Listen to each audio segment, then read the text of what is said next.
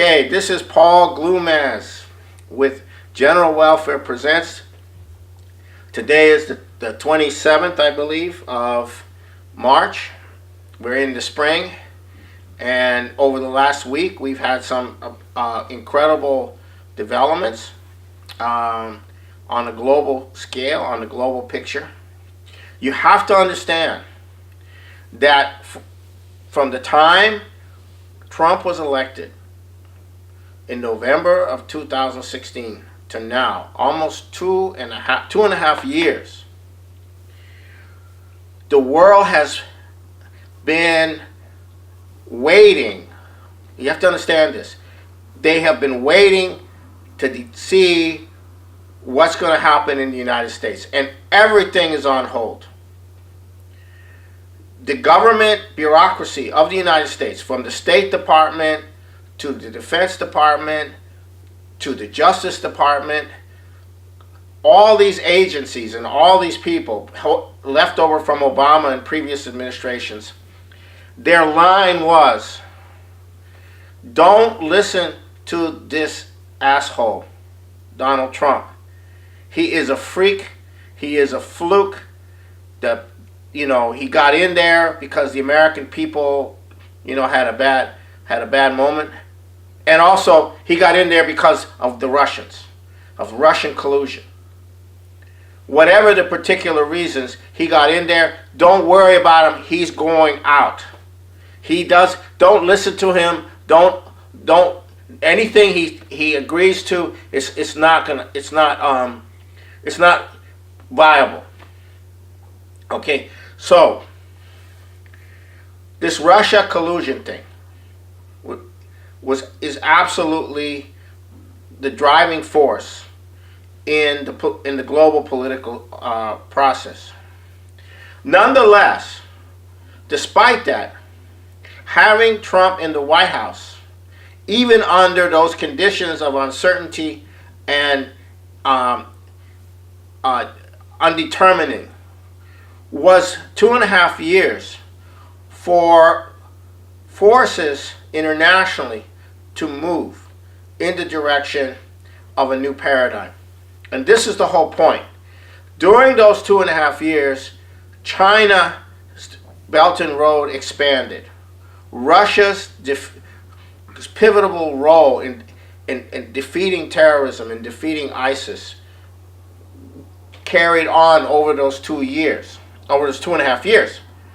So while Trump was an inconclusive president, nonetheless,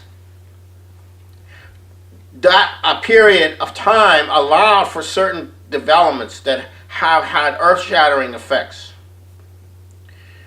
And the only way those developments can continue to unfold is if there's a nuclear war. And there is this massive push for military confrontation with Russia and China still going on inside the Trump administration from the neocons. Now the question is, will Trump continue to use the neocons for his intentions, his purposes, or is he going to break with them, or is he going to diminish their influence? It's not clear. But we have this whole Venezuelan situation. We have other situations as well. Nonetheless, when the Belt and Road was put forward in 2013, in August of 2013, till 4 years, till 2017, there was no mention of it in the U.S. and European press. Now, this is Lyndon LaRouche's economic policies adopted by China. Now, you have to understand the situation. You have to understand. You have to get this in your mind. The United States and Europe economy was dismantled during the period of the late 70s into the current period.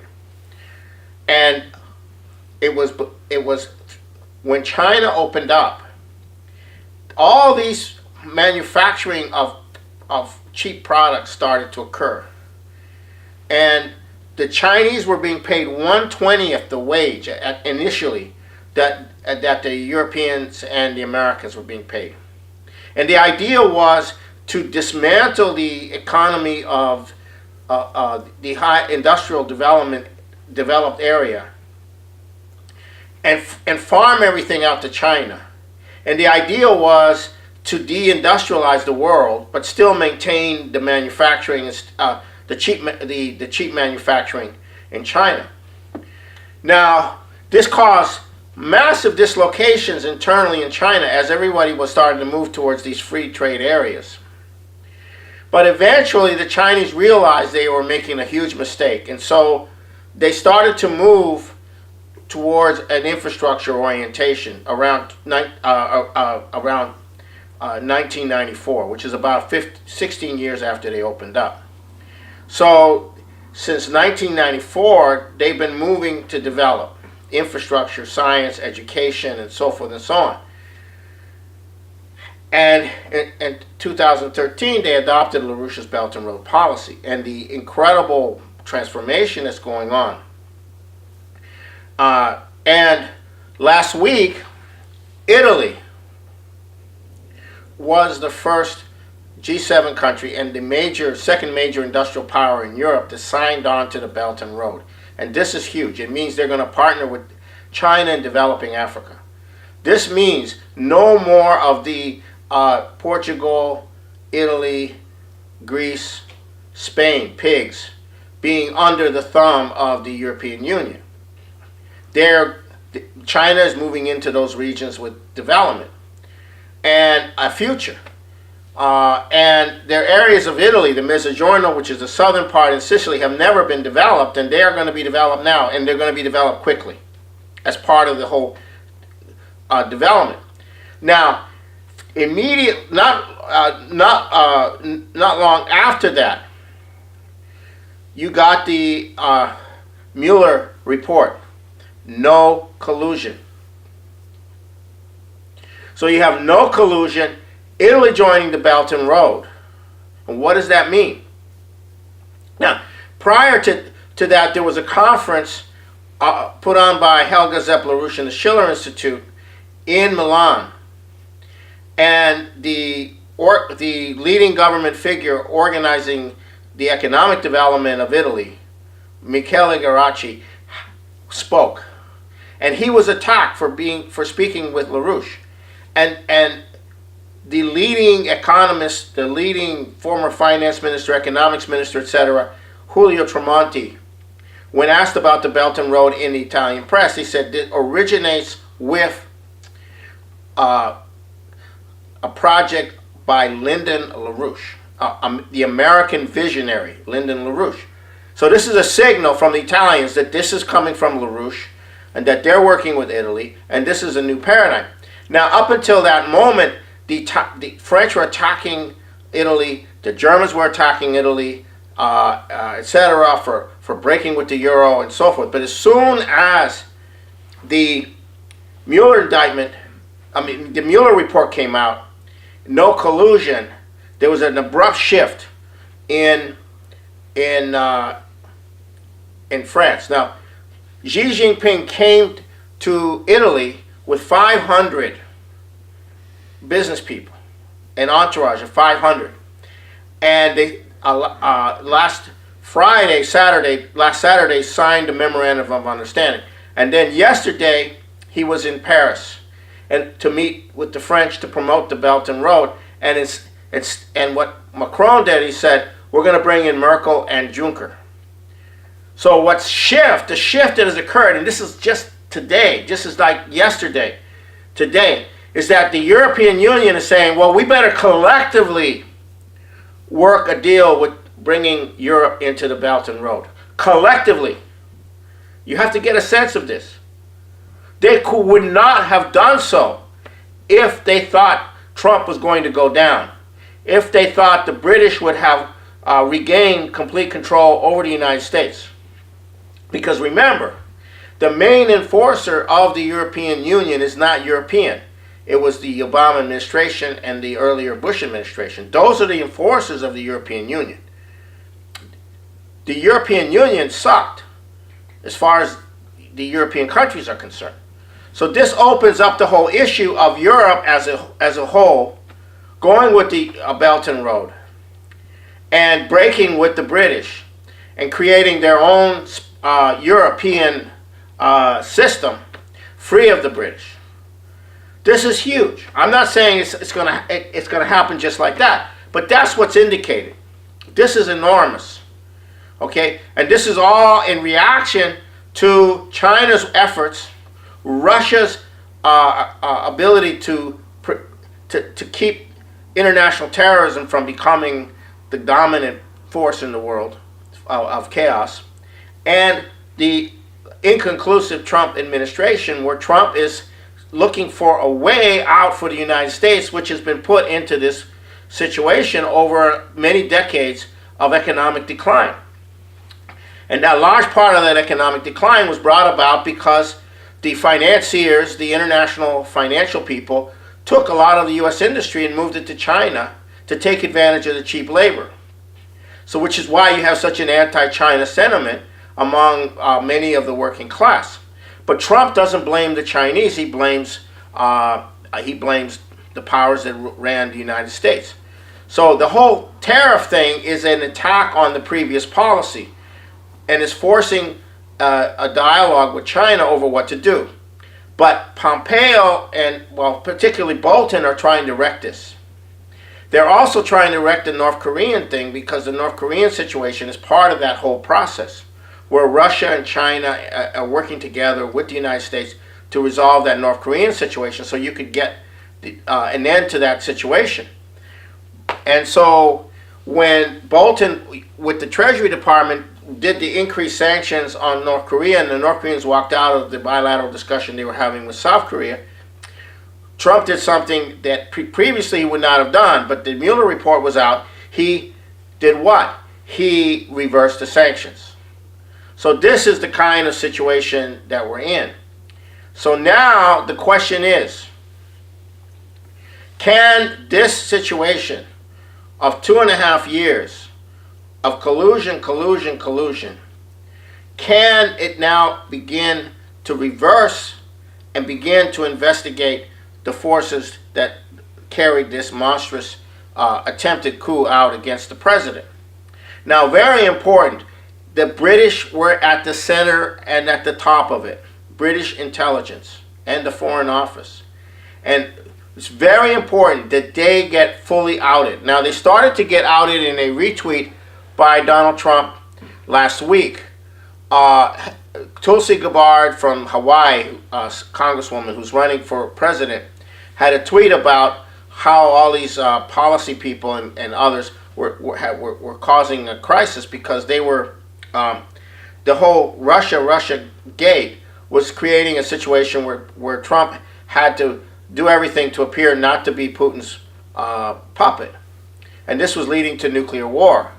And then William Craddock, the founder of Disobedient Media, he commented on Tulsi Gabbard's tweet, saying that this is coming from the UK, and this is part of the great game. Then Trump took those two tweets together and retweeted it on a week ago last Monday, and that has freaked everybody out because he's saying it's the British.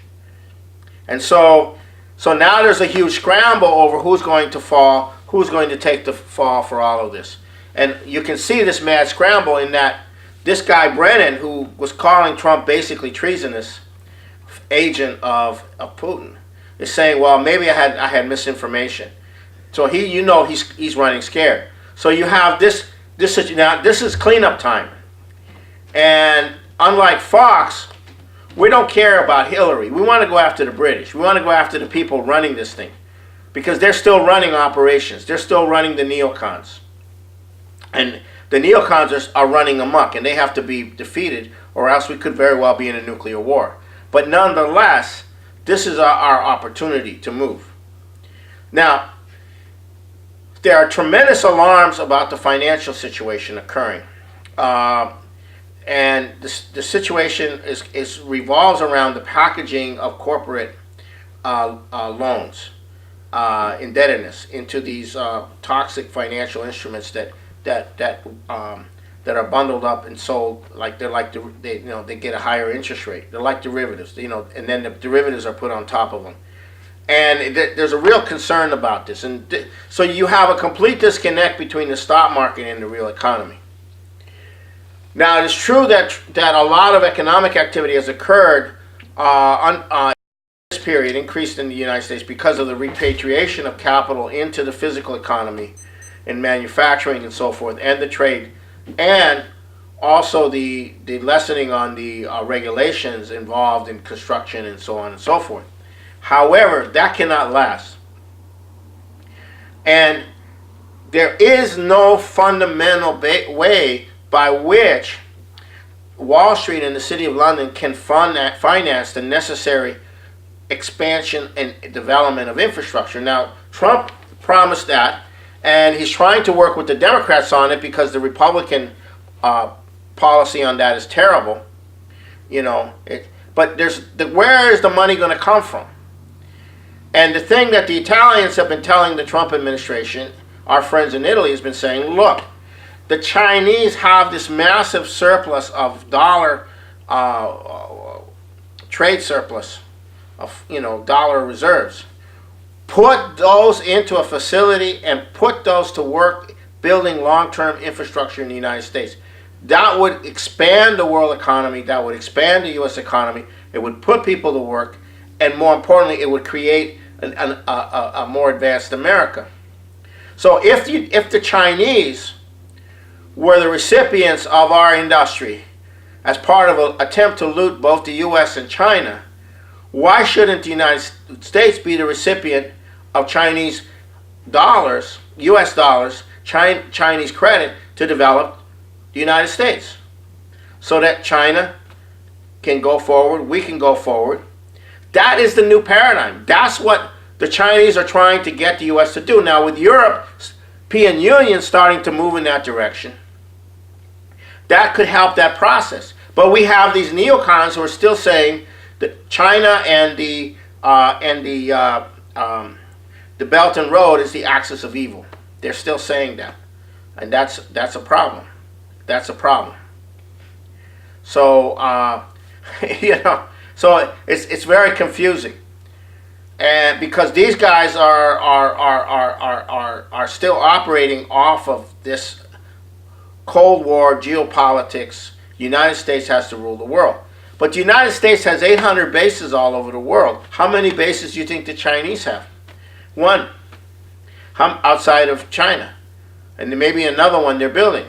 How many bases does Russia have outside of Russia? None. Well, one. Actually, one in Syria. So, what does that mean?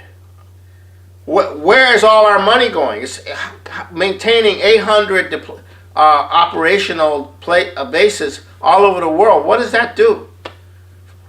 Is that economics? And then we have the environmentalists. I call it the eco-industrial complex. So you have the military-industrial complex. How much of that is going into science and technology for weapons? None. Well, some. Most of it's going into procurement.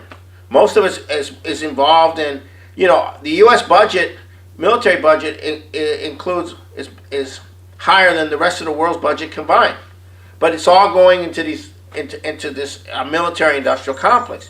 And how much is the ecological or the environmental industrial complex, the eco-industrial complex? It's $2 trillion in terms of solar and wind and cow manure and ethanol and then all the subsidies and all the taxes and all of the funding of the climate research. Globally it's a $2 trillion industry. That's huge. And then you add to that, how big is the illegal narcotics trade internationally? Out of Mexico, Afghanistan, and all these places, goes into the countries and comes out into the banks as cash to prop up the bank. That's in the same range, 2 trillion, 3 trillion, 4 trillion. So That's what the Western economy is. The Western economy is the eco-industrial complex, the military-industrial complex, and the illegal narcotics trade. Where do you get development out of that? You don't. This is really bad.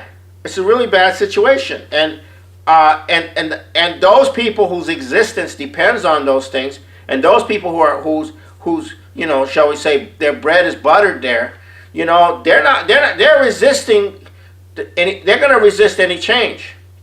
But the fact that China is barreling forward with massive development for the whole world is very significant, because now other countries can go have an option. They don't have to live under this British financial system. They can work with China.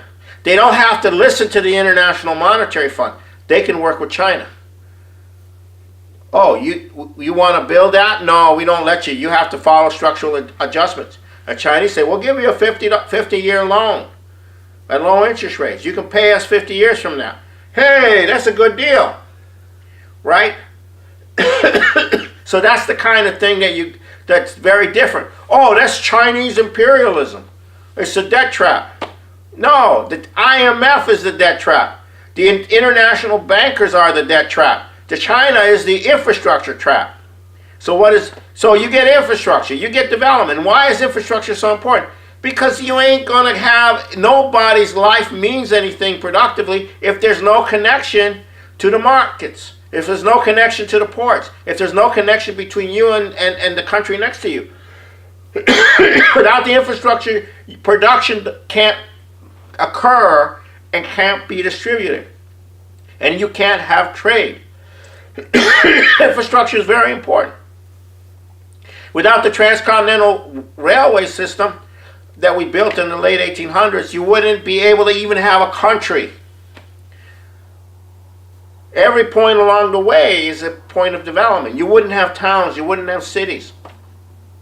You wouldn't be able to get things from efficiently from the East Coast to the West Coast, or into the Midwest, or into the Rockies. That is understood by the British Empire, which took over became the most powerful force as the British East India Company in 1763, and since then, we have been fighting a war against them. That's what our Constitution was about. That's what our Civil War was about. That's what Lincoln was about. We've been fighting the British Empire all this time. But most people don't know that Kennedy was fighting the British Empire. He got killed. Ronald Reagan was trying to fight the British Empire and used LaRouche's ideas to work a deal with the Soviet Union. And now we're trying to get Trump to fight the British Empire, and he's showing signs in that direction. And so that's where we are. And when we defeat the British Empire, then the world can move forward very fast. But in that context, that we will have to create a new agreement among nations for what kind of financial system, what kind of financial architecture we're going to need, and that has to come out of this process, and that's what the LaRouche movement is committed to.